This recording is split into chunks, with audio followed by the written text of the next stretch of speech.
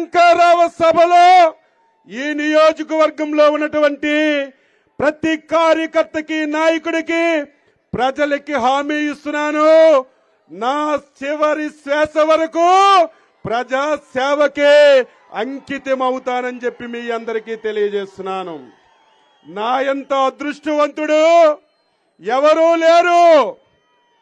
విశ్వవిఖ్యాత నట సార్వభౌముడు నందమూరి తారక రామారావు గారు ప్రాతినిధ్యం వహించినటువంటి టెక్కలికి నేను శాసనసభ్యుడిగా ఎన్నిక కావడం, అదేవిధంగా జాతీయ పార్టీ అధ్యక్షులు నారా చంద్రబాబు నాయుడు గారు ఆశీస్సులు, యువ నాయకుడు శ్రీ నారా లోకేష్ గారు ప్రోద్బలం, మనందరి దివంగత నేత ఎర్రన్నాయుడు గారు ఆశీస్సులతో ఎన్టీ రామారావు గారు పెట్టినటువంటి పార్టీకి రాష్ట్ర పార్టీ అధ్యక్షుడిగా బాధ్యతలు నిర్వహిస్తున్నానంటే ఇంతకంటే ఈ జన్మకి నాకు ఏమి కావాలని చెప్పి మీ అందరికీ తెలియజేస్తున్నాను.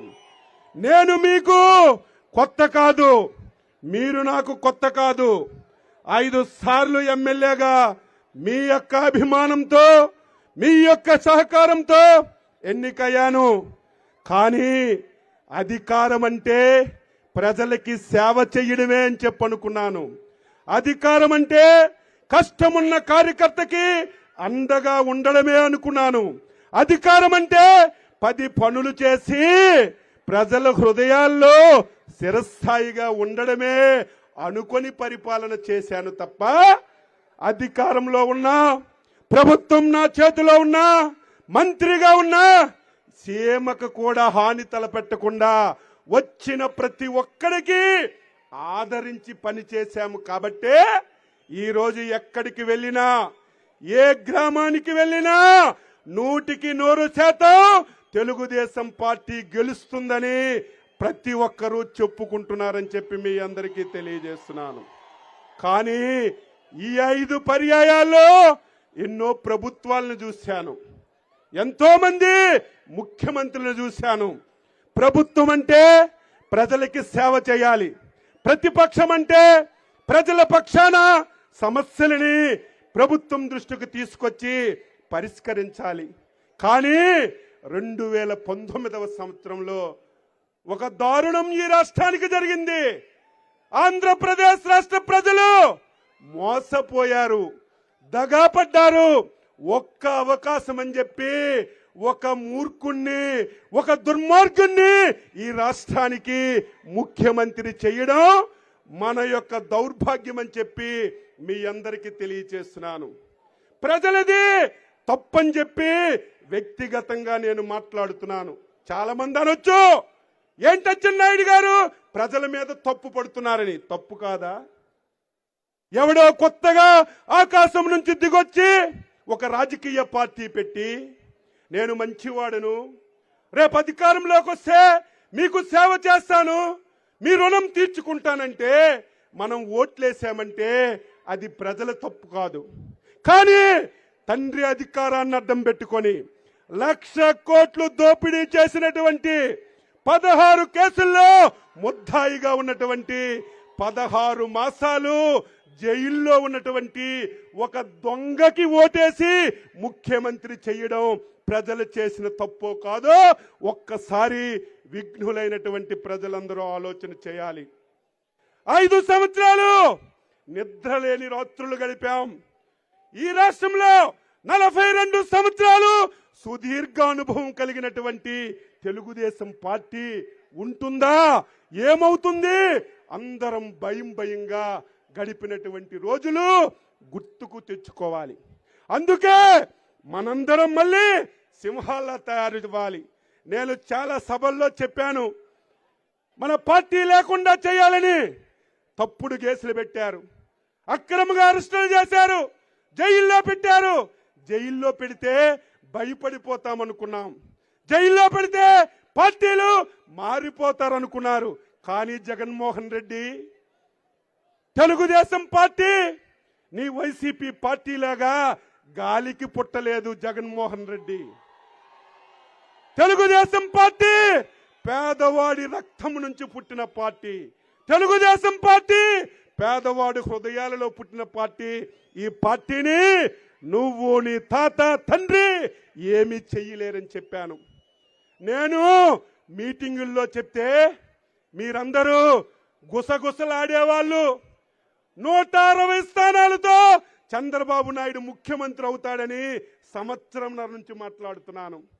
చాలా మంది అచ్చెన్నాయుడికి పిచ్చి పట్టిందా ఏంటి, రాష్ట్రంలో 160 సీట్లు అంటున్నాడు వస్తాయని చెప్పి అందరం అనుకున్నామా?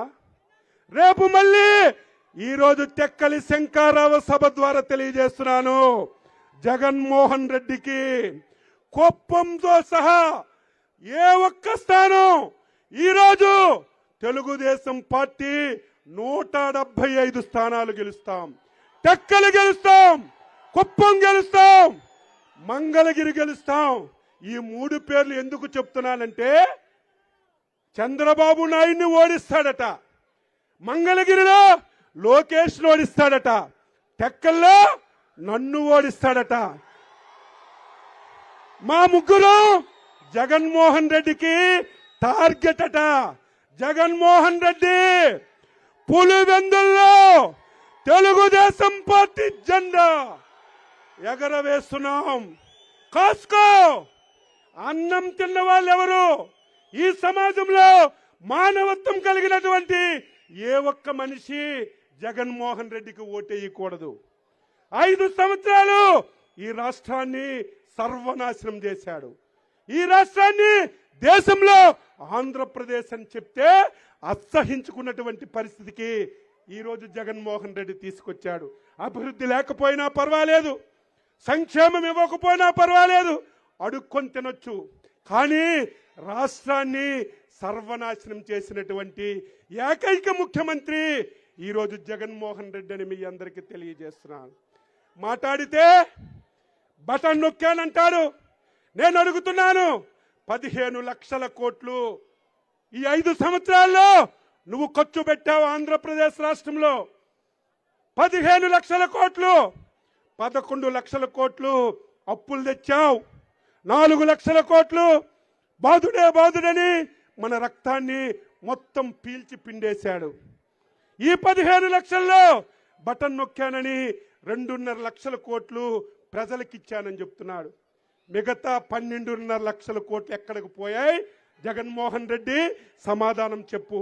మీ ఊరిలో ఒక రోడ్డు వేశారా? మీ ఊరిలో ఒక కాలువ తవ్వారా? మీ ఊరిలో ఒక చెట్టులో ఒక తట్టిడి మట్టి తీశారా? ఏం చేశారు ఈ డబ్బు? మొత్తం డబ్బంతా జగన్మోహన్ రెడ్డి మంది మార్బలం మొత్తం దోపిడీ చేసుకున్నారు. ఈరోజు నంగనాసి మాట్లాడుతున్నాడు. పల్లెటూరుల్లో అంటావు నంగనాసి మాటలు. రేపు ఎన్నికల్లో ఓడిపోతామని తెలిసి కొత్త పల్లవి అందుకున్నాడు. ఎక్కడికి వెళ్ళినా ధనవంతులకి పేదవాళ్ళకి రేపు యుద్ధం జరుగుతుంది. నేను కడు పేదవాడిని, నాకు పేపర్లు లేవు, నాకు టీవీలు లేవు, నాకు ఇల్లు లేవు, ఏమీ లేవు. నేను పేదవాడిని, నేను మీ బిడ్డని, దేవుడి బిడ్డనని పేద అరుపులు అరడం ప్రారంభించారు. జగన్మోహన్ రెడ్డి టెక్కలి వేదిక ద్వారా అడుగుతున్నాను, సాక్షి పేపర్ ఎవరిది? సాక్షి టీవీ ఎవరిది? బెంగళూరులో ప్యాలెస్ ఎవరిది? హైదరాబాద్ లో ఇల్లు ఎవరిది? తాడేపల్లిలో ఉన్న కొంప ఎవరిది? ఇవన్నీ సాలినట్టుగా మన ఉత్తరాంధ్రకి రాజధాని తెస్తానని చెప్పి 500 కోట్లతో వైజాగ్లో ఒక కొంప కట్టాడు. దేవుడు గొప్పవాడు, దేవుడు గొప్పవాడు. ఆ కొంపలోకి అడుగు పెట్టే అవకాశం కూడా ఈ దుర్మార్గుడికి ఇవ్వలేదని చెప్పి మీ అందరికీ తెలియజేస్తున్నాను. ఉత్తరాంధ్ర ప్రజలు న్యాయానికి ధర్మానికి కట్టుబడినటువంటి ప్రజలు, నీతికి నిజాయితీకి నిలబడినటువంటి ప్రజలు. పేదవాళ్ళు ఉండొచ్చు, పని లేక ఇతర ప్రాంతాలకి వలసలు పోవచ్చు, రోజుకి 24 గంటలు కష్టపడవచ్చు. కానీ ఎంత మంచి వాళ్ళంటే అంత మంచి వాళ్ళు. ఈరోజు ఉత్తరాంధ్ర ప్రజల అమాయకులని జగన్మోహన్ రెడ్డి రాజధాని తెచ్చి మనకిస్తామని ఈరోజు గొప్పలు చెప్పాడు. ఏ జగన్మోహన్ రెడ్డి రాజధాని అంటే ఉత్తరాంధ్ర ప్రజలు నాకే మళ్ళీ ఓట్లేస్తారు, ప్రజల్లో అయోమయం కలిగించొచ్చని భ్రమలపడ్డావు. జగన్మోహన్ రెడ్డి ఇక్కడే మా చిరంజీవి మేష్ గారు ఉన్నారు. నువ్వు ఉత్తరాంధ్ర రాజధానిని ప్రకటించిన తర్వాత మొట్టమొదటి ఎలక్షన్ గ్రాడ్యుయేట్ ఎమ్మెల్యే ఎలక్షన్ జరిగింది. ఏం చేశారు ప్రజలు? జగన్మోహన్ రెడ్డికి కర్ర కాల్చి ఓత పెట్టారని చెప్పి మీ అందరికీ తెలియజేస్తున్నాను. రేపు జరిగిన ఎన్నికల్లో ఉత్తరాంధ్రలో 34 స్థానాలు. ఆ అదృష్టం నాది. చంద్రబాబు నాయకత్వంలో, లోకేష్ బాబు నాయకత్వంలో ఈ రాష్ట్రంలో 160 స్థానాలు ఈ తెలుగుదేశం పార్టీకి వచ్చేటప్పుడు చంద్రబాబు నాయుడు గారు జనసేన కలిసి ప్రభుత్వాన్ని ఏర్పాటు చేసేటప్పుడు ఈ పార్టీకి అధ్యక్షుడిగా ఉండడం నా జన్మధన్యమని చెప్పి మీ అందరికీ తెలియజేస్తున్నాను. టెక్కలి నియోజకవర్గ కార్యకర్తలారా, ప్రజలారా, నాకు తృప్తి లేదు. 2014, 2019 ఈ నియోజకవర్గానికి ఒక స్వర్ణయుగం. చంద్రబాబు నాయుడు ఆశీస్సులు, పంచాయతీరాజ్ మంత్రిగా లోకేష్ బాబు గారి ఆశీస్సులతో నేను జీవితంలో ఎవరూ చేయని అభివృద్ధి చేశాను, ఎవరూ చేయనటువంటి సంక్షేమం చేశాను. అర్ధరాత్రి కష్టం వచ్చినా ఆదుకున్నటువంటి వాడిను. మీరెవరైనా సరే 1 గంటకు ఫోన్ చేస్తే 1 గంట 2 నిమిషాలకే ఏం ఫోన్ చేశావని అడిగే లక్షణాలు ఉన్నటువంటి నాయకుడును. నాకు ఇంత కష్టపడినా 8,500 మెజారిటీ ఇచ్చారంటే బాధ కలిగింది, ఆవేదన కలిగింది. అందుకే టెక్కలి నియోజకవర్గ ప్రజలారా, నా కుటుంబ సభ్యులారా, ఈ 60 రోజులు ప్రతి నిమిషం కష్టపడండి. ప్రజలు అనుకూలంగా ఉన్నారు. ఎక్కడికి వెళ్ళినా ప్రజలు బ్రహ్మరథం పడుతున్నారు. వైసీపీ పార్టీ మీద అసహించుకుంటున్నారు. మీరందరూ కష్టపడితే నా జీవితాశయం 50,000 మెజారిటీతో టెక్కల్లో గెలవాలి. రామ్మోహన్ నాయుడికి ఈ నియోజకవర్గం 50,000 మెజారిటీ వచ్చి ఈరోజు ఢిల్లీలో పేరు ప్రఖ్యాతులు వచ్చే విధంగా మీరందరూ కష్టపడండి. 5 సంవత్సరాలు కష్టపడ్డాం. చాలా కష్టాల్లో మమ్మల్ని ఆదుకున్నారు. తెలుగుదేశం పార్టీకి, ముఖ్యంగా మా కుటుంబానికి 42 సంవత్సరాలుగా ఎవరికీ రాదు. మాకు ఏం వ్యాపారాలు లేవు, ఆదాయాలు లేవు. ఉద్యోగస్తుడికి ఏదైతే ఉద్యోగమో 24 గంటలు ఉద్యోగం మాకదే. ఏ ఒక్కరికి తెలిసి తెలియక ఎప్పుడు తప్పు చేయలేదు. ఎవరికైనా సరే నా వల్ల, పార్టీ వల్ల చిన్న చిన్న ఇబ్బందులు వస్తే పక్కన పెట్టండి. రేపు మళ్ళీ మన రాజ్యం రాబోతుంది. మన రాజ్యంలో లోకేష్ బాబు గారు ఈ ప్రభుత్వంలో కీలక పాత్ర పోషిస్తారు. ఆయనకి మన గురించి, మన ప్రాంతం గురించి తెలిసినటువంటి సంగతిని మీకు తెలియజేస్తూ ఆయన సహకారంతో నేను ఈ నియోజకవర్గాన్ని జిల్లా కేంద్రంగా మారుస్తాను. ఈరోజు టెక్కలి దేన్ని మీరు అడగండి, ఏ కార్యక్రమం చూడండి, టెక్కల్లో అచ్చెన్నాయుడు తెలుగుదేశం పసుపు జెండా తప్ప ఎవరైనా ఒక్క కార్యక్రమం చేశారా? టెక్కల్లో తాగడానికి నీళ్లుండేవి కాదు. లోకేష్ బాబు గారు సహకారంతో ఇంటింటికి కొలాయి ఇచ్చాం. జిల్లా ఆసుపత్రిని టెక్కలకు తీసుకొచ్చాం. రోడ్లన్నీ డబుల్ రోడ్లు చేసి సెంట్రల్ లైటింగ్ పెట్టి పట్టణాన్ని తలదన్నే విధంగా టెక్కల్ని తయారు చేశాం. ప్రతి గ్రామానికి తారు రోడ్డు ఇచ్చాను. ప్రతి ఊరిలో సిమెంట్ రోడ్డు ఇచ్చాను. ఇంకా 2 పనులున్నాయి బాబు. మా ప్రజానీకం ద్వారా 2 పనులు మీరు డైరీలో రాసుకోండి. ఒకటి, టెక్కలి నియోజకవర్గంలో ప్రతి ఇంటికి స్వచ్ఛమైనటువంటి తాగునీరు కొలాయిల ద్వారా ఇవ్వడానికి ఎంత డబ్బు ఖర్చైనా సహకరించమని చెప్పి కోరుతున్నాను. రెండవది, రైతాంగం ఈ జిల్లాకి వంశధార జీవనాడి. నాకు చాలా మంది తిట్టారు. నేను మంత్రిగా రవికుమార్ ఎమ్మెల్యేగా, పార్లమెంట్ సభ్యుడిగా 5 గ్రామాలు ఖాళీ చేయిస్తే మమ్మల్ని తిట్టారు. తిట్టినా భరించాం. ఎందుకు? ఈ జిల్లా ప్రజలకి నీరందాలి, 2 పంటలు పండించాలి, ఎన్టీ రామారావు, చంద్రబాబు నాయుడు కళ నెరవేరాలని 72% వంశధార పూర్తి చేశాం. ఈ దుర్మార్గులు వచ్చి ఒక్క పైసా ఈ 5 సంవత్సరాల్లో ఖర్చు పెట్టక వంశధార పూర్తిగా వెనకబడిపోయింది. వంశధార కాలువలన్నీ మట్టితో నిండిపోయాయి. 5 సంవత్సరాలు నేను మంత్రిగా ఉన్నప్పుడు ఈ జిల్లాలో, ఈ నియోజకవర్గంలో ఏ ఒక్క రైతైనా సరే సాగునీరు కావాలని రోడ్డు మీదకి ఒక్కరేదైనా వచ్చారా? ఈ 5 సంవత్సరాల్లో సాగునీరు రాక ప్రతి రైతు అవస్థపడి కాలువల ద్వారా తిరిగారు.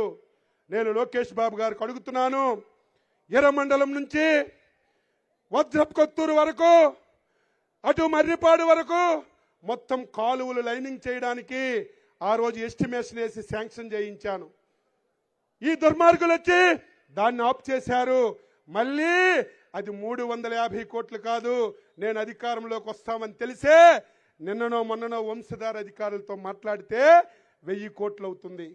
1000 కోట్లు అయినా సరే వంశధార ఎర్రమండలంలో తలుపులు ఎత్తితే 24 గంటలు పలాసాకి నీరు వచ్చే విధంగా, మారుమూల ప్రాంతాలకి నీరు వచ్చే విధంగా అన్ని కాలువలు లైనింగ్ చేయించడానికి నాకు సహకారం అందించాలని మీ అందరికీ తెలియజేస్తూ, క్రమశిక్షణ అంటే మీరంటే క్రమశిక్షణ. ఎన్ని సభలు చూశాను, ఎంత క్రమశిక్షణతో, ఒక పైసా పెట్టుబడి లేకుండా ఒక్క ఫోన్ కాల్తో నాకు ఆదరించి లోకేష్ బాబు గారికి స్వాగతం పలికినటువంటి మీ అందరికీ శిరస్సు వంచి నమస్కరిస్తూ, నా జీవితం మీకే అంకితం. ఏ ఒక్కరికి కష్టం వచ్చినా, ఏ ఒక్క కార్యకర్తకి ఇబ్బంది వచ్చినా తల తీసుకుంటాను గాని వెనకడుగు వెయ్యనని చెప్పి మీ అందరికీ తెలియజేస్తున్నాను. ఈ 5 సంవత్సరాలు మనకి ఎవరు ఇబ్బందులు పెట్టారు, ఎవరు మనకి సమస్యలు సృష్టించారు, గ్రామ గ్రామాన పేర్లు రాసుకోమని చెప్పాను. రేపు అధికారంలోకి వచ్చిన తర్వాత లోకేష్ బాబు గారు ఎర్ర బుక్కు రాస్తున్నారు. నాకు బుక్ అక్కర్లేదు, బుర్రలో ఉంది. 6 మాసాల్లో సెటిల్మెంట్ టోటల్ గా చేస్తాం. వడ్డీ, చక్రవడ్డీ, బారు వడ్డీతో 6 మాసాలు సెటిల్ చేసి అప్పుడు మళ్ళీ అభివృద్ధిలో ముందుకెళ్తామని ఈ సందర్భంగా తెలియజేస్తూ, 24 గంటలు టైం ఇచ్చిన ఒక్క పిలుపుతో మీరు వచ్చారు.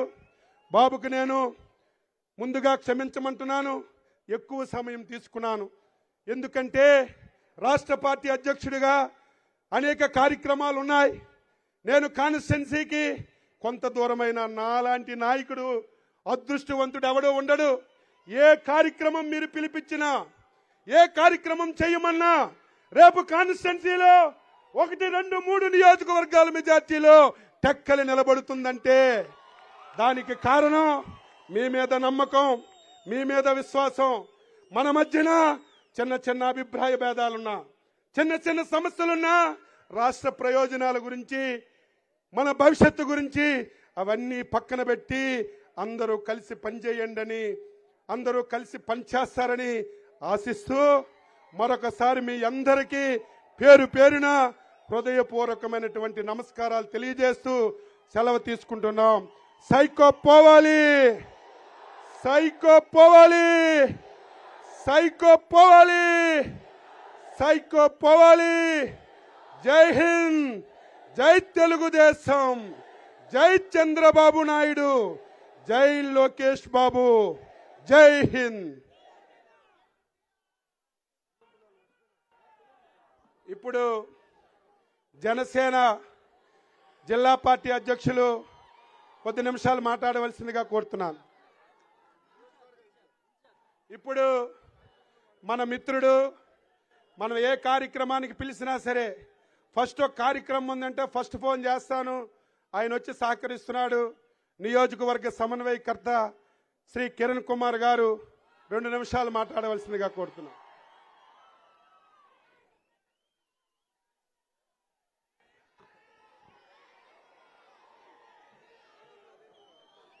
రాబోయే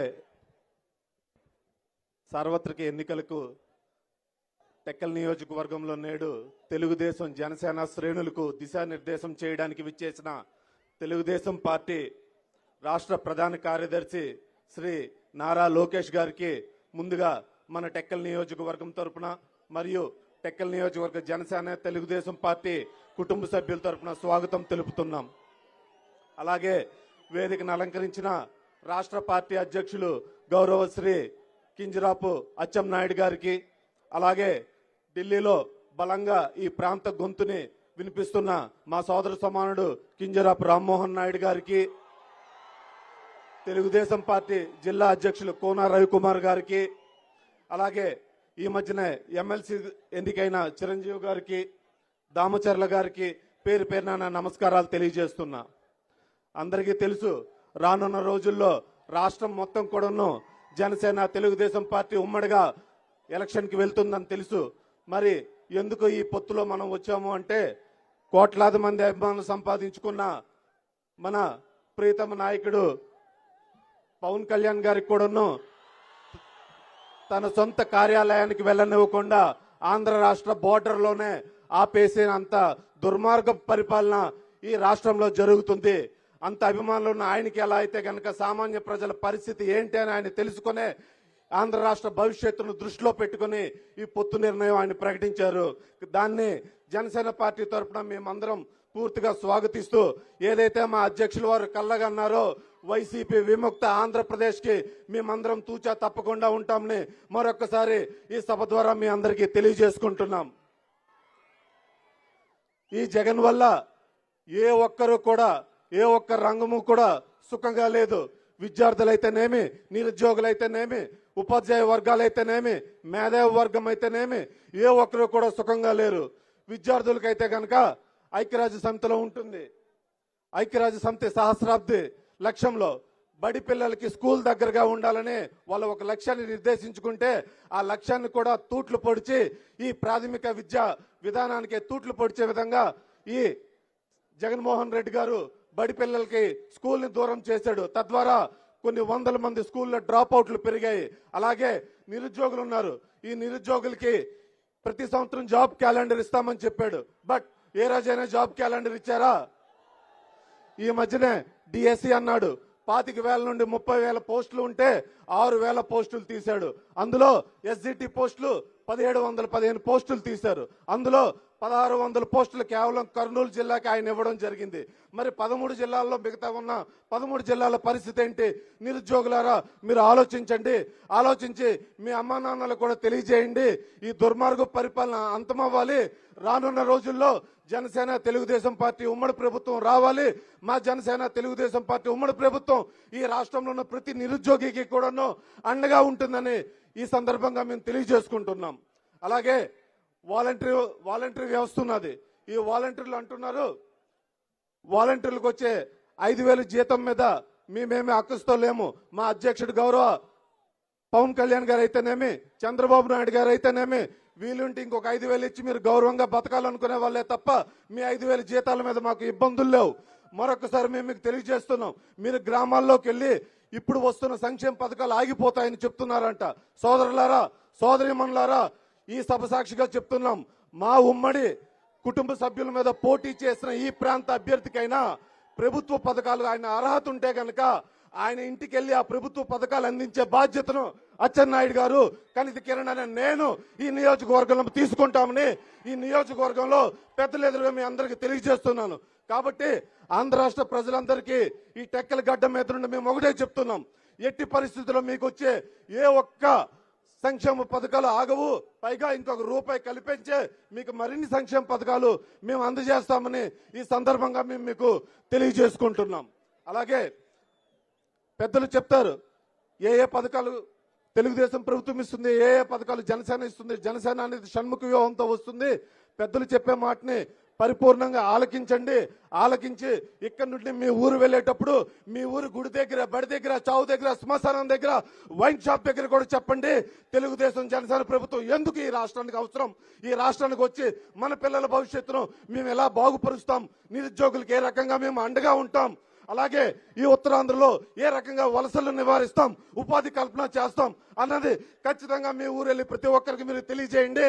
పెద్దలు అచ్చెన్నాయుడు గారు చెప్పినట్టు ఈ రాష్ట్రం మొత్తం ముందుకు చూసే విధంగా అత్యధిక బంపర్ మెజార్టీతో అచ్చెన్నాయుడు గారిని ఈ నియోజకవర్గం నుండి గెలిపించాలని మీ అందరికీ మనస్ఫూర్తిగా తెలియజేసుకుంటూ, ఇంతటి పెద్ద అవకాశం నాకు కల్పించిన నా పార్టీ అధ్యక్షులు గౌరవశ్రీ పవన్ కళ్యాణ్ గారికి, ఇంతమంది కుటుంబ సభ్యులు నాకు పరిచయం చేసినందుకు మరొకసారి ఆయనకి నేను పాదాభివందనాలు తెలియజేసుకుంటూ మీ అందరికీ పేరు పేరున నా నమస్కారాలు తెలియజేసుకుంటున్నాను. జై జనసేన, జై జనసేన, జై చంద్రబాబు నాయుడు. సైకో పోవాలి, సైకో పోవాలి. జై జనసేన, జై హింద్.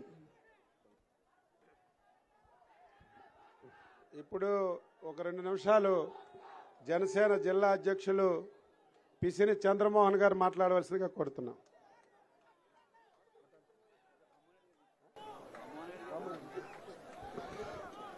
ఇప్పుడు మన యువ నాయకుడు రేపు శ్రీకాకుళం పార్లమెంటుకి హ్యాట్రిక్ కొట్టబోతున్నటువంటి పార్లమెంట్ సభ్యుడు శ్రీ కింజరాపు రామ్మోహన్ నాయుడు గారిని మాట్లాడవలసిందిగా కోరుతున్నాను.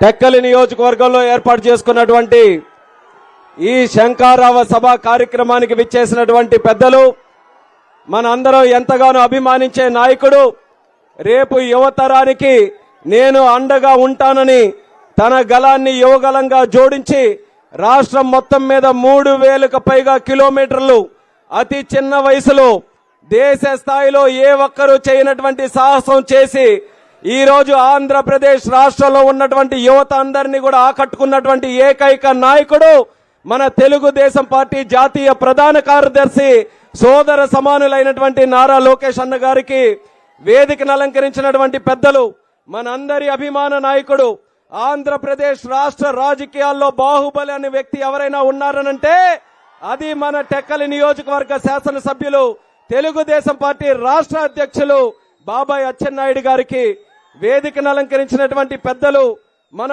పార్లమెంటు అధ్యక్షులైనటువంటి కోన రవికుమార్ గారికి, ఎమ్మెల్సీ పెద్దలు చిరంజీవి గారికి, పిసిని చంద్రమోహన్ గారికి, కనితి కిరణ్ గారికి, దామచర్ల సత్య గారికి, అలాగే ఈ కార్యక్రమానికి టెక్కలి నలుమూలల నుంచి కదలి వచ్చినటువంటి మా తెలుగుదేశం పార్టీ కుటుంబ సభ్యులకి, కార్యకర్తలకి, సోదర సోదరిమణులకి, జన సైనికులకి అందరికీ కూడా హృదయపూర్వకమైనటువంటి నమస్కారాలు తెలియజేసుకుంటున్నాను.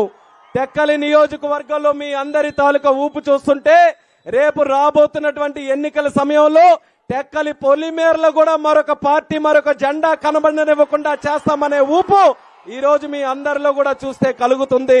ఇంత ప్రేమ, ఇంత అభిమానం బహుశా ఏ నాయకులు ఏ నియోజకవర్గంలో చూస్తారో లేదో గాని బాబాయ్ అచ్చెన్నాయుడు గారు చెప్పినట్టు టెక్కలి నియోజకవర్గానికి నాయకత్వ ప్రాతినిధ్యం వహించడం మేం పూర్వ జన్మ సుకృతం అనేది కూడా మరొకసారి మీ అందరికీ తెలియజేసుకుంటున్నాను. ఎప్పటికప్పుడు మనం మాట్లాడుతూనే ఉంటాం. మీ ప్రేమ ఎలాగుంటుందో, మీ అభిమానం ఎలాగుంటుందో మీరు ఒక్కసారి గుండెల్లో పెట్టుకొని చూసుకుంటే ఆ లెక్క ఎలాగుంటుందో మా అందరికీ కూడా తెలుసు. కానీ లోకేష్ అన్న గారికి ఈ రోజు పరిచయం చేయాలి. అందరూ కూడా అడుగుతుంటారు. రాష్ట్రంలో అచ్చెన్నాయుడు గారు అన్ని ప్రాంతాలు తిరుగుతారు. ఢిల్లీ వరకు నేను కూడా వెళ్తుంటాను. అందరికీ ఆశ్చర్యం కలుగుతుంటుంది. ఏంటి కింజరాపు కుటుంబం ఇంత పెద్ద ఎత్తున రాష్ట్రం మొత్తం మీద కూడా ఊపొస్తే అచ్చెన్నాయుడు గారు గెలవడం ఏంటి, మరొక పక్కన రామ్మోహన్ నాయుడు గెలవడం ఏంటని అందరికీ కూడా ఆశ్చర్యం కలిగితే ఆ ఆశ్చర్యానికి సమాధానం నా ముందున్నటువంటి ప్రజానికం అనేది కూడా తెలియజేస్తున్నాను.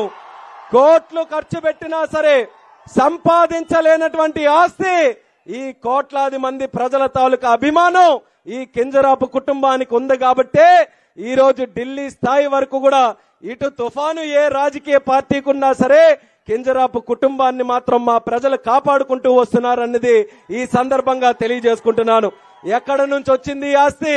స్వర్గీయ కింజరాపు ఎర్రన్నాయుడు గారు ఇచ్చినటువంటి ఆస్తి. అది మాకు కంటికి రెప్పలా కాపాడుకున్నాడు. 1982లో నాకంటే చిన్న వయసులో ఉన్నటువంటి కుర్రాడు కింజరాపు ఎర్రన్నాయుడు గారు ఒక సాధారణమైనటువంటి రైతు కుటుంబంలో ఒక మేషారికి పుట్టినటువంటి ఒక ఎర్రనాయుడు